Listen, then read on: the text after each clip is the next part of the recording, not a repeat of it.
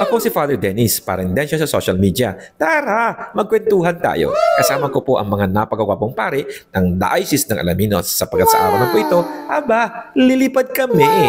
Hey! Kaya lang, may problema. Ang alauna sana na biyahe namin, aba, naging 2:00 na madaling araw.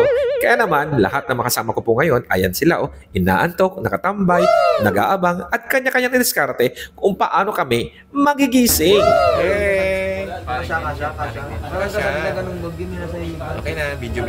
Ay, video pala. Nako, salamat sa Diyos. Pagdating na 2:00 na madaling araw, ayan, tinawag na kami para sumakay ng eroplano. At sa araw na po ito, may bago kaming adventure. Kasama ko po ang lahat ng kaparian ng Diocese ng Alaminos. At huwag kayong mag-alala, ibabahagi ko po ito sa inyong lahat para naman masaya tayong lahat. Hey! Morning!